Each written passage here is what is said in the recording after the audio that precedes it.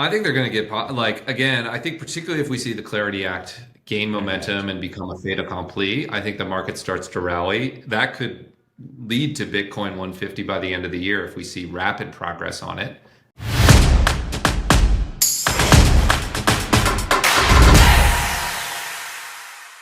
Like all of a sudden we're starting to hear about ETF approvals again and ramping up in that department. You guys managed to get the BSOL pushed through while they were closed, which I thought was pretty incredible. But maybe just set the table, assuming we're going through at least the end of January with the government existing. What should be on the radar right now? Yeah, it is only a few weeks. There are probably three big effects that I think about. One, it's helpful from a macro liquidity perspective. We don't need to dive into that, but the government being closed sucked liquidity out of the system. That's now reversed. From an ETF perspective, we did get BSOL out, and you saw XRP get out as well.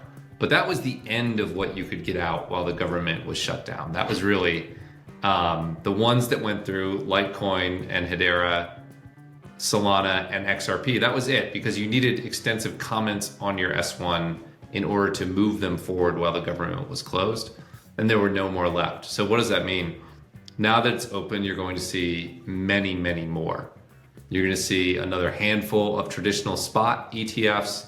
You're going to see probably dozens that look more like the Rex Shares Solana product that are wrapped in a 40 Act, that sort of slightly funky structure. But we're going to see crypto assets or ETFs available on most major crypto assets. I think that's a big deal. And then, of course, it also raises hope for passage of the Clarity Act. All of these are positive for what it's worth, whether it's Clarity Act moving forward or more ETFs launching or liquidity entering the system. It's just strictly good. And so I'm excited about it. But that said, the Solana ETF has had ridiculous demand. I mean, from what I read, it was the best ETF launch out of 850 launches in 2025. That's not just crypto, that's all ETFs. Of course, that somewhat pales in comparison to the Bitcoin spot ETFs and even the ETH spot ETFs, but those are on such another planet that I don't think you can even compare them. There's clearly a thirst for more assets than Bitcoin and Ethereum in an ETF wrapper for people to buy. Yeah, huge thirst, particularly assets aligned with stablecoins, tokenization, or DeFi. I think all three of those categories are going to have really significant inflows. When we go speak to institutions, I did, let's see, 3 calls today with advisor networks that had calls. 3. Yeah, no. More, with folks who had, that's right, too much of that. No, with folks who have a couple billion in assets, and every one of those calls, half the time is spent on Bitcoin, half the time is spent on stablecoins and tokenization. So those are the two things that are getting discussed with financial advisors and institutions, and it's about 50-50, right? And then what that tells you is they're going to allocate, and actually they're going to overweight coins that are linked to stablecoins and tokenization, because they're hearing that these are the two big things. So that means Ethereum, it means Solana, maybe it means some other assets, right? We will see. But I think those two particularly will get a bit. The thing about these folks is a lot of them like to think they're clever. And so the idea of a challenger asset like Solana that's faster, easier to use, it's like not only can they tell their clients that they know about crypto, but it's not just this Ethereum thing. Yeah, it's the big leader, but there's this really cool new technology called Solana. It's actually a resonant story. So I think both of those assets are going to do really well.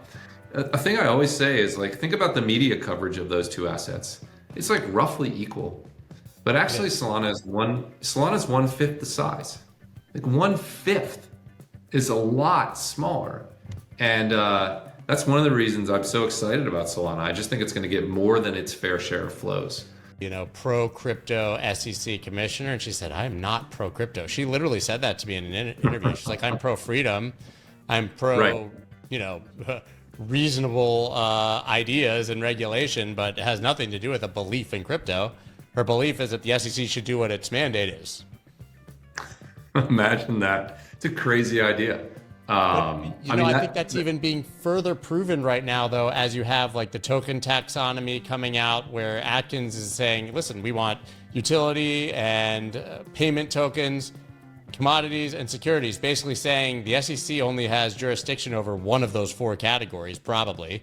And you have bipartisan legislation being floated now that the CFTC should basically take the reins on crypto. So it's almost like the SEC is washing their hands of it and saying, we only really have jurisdiction over a very small part of this.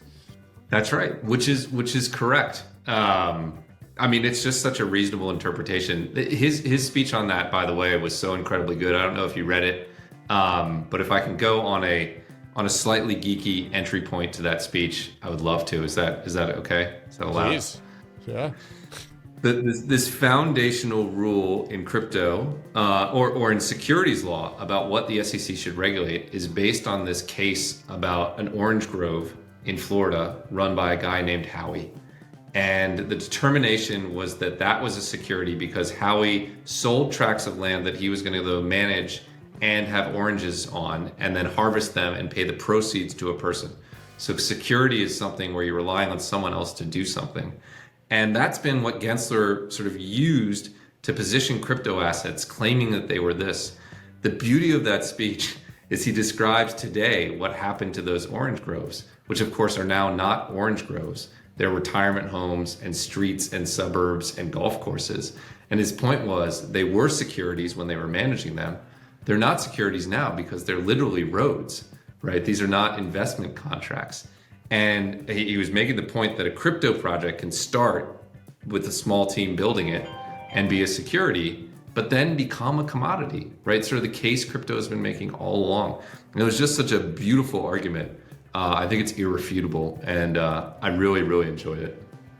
Hoping that the government shutdown didn't just push it a little bit too far back to midterm season, but I still think it feels like they really want to get this done. And the fact that we got that CFTC legislation pushed means I think it's still very much on the docket for both parties. And I don't think anybody wants to come out, besides the old cast of characters, but I don't think anybody really wants to come out outwardly anti-crypto or be pointed at as the person who blew it coming into the midterms. Feels like right now being pro-crypto probably helps you politically, at least. Well, you're also afraid to be anti. I mean, for 100%, the crypto lobby has more money now than it did in the last election. And they're going to train that on the midterms.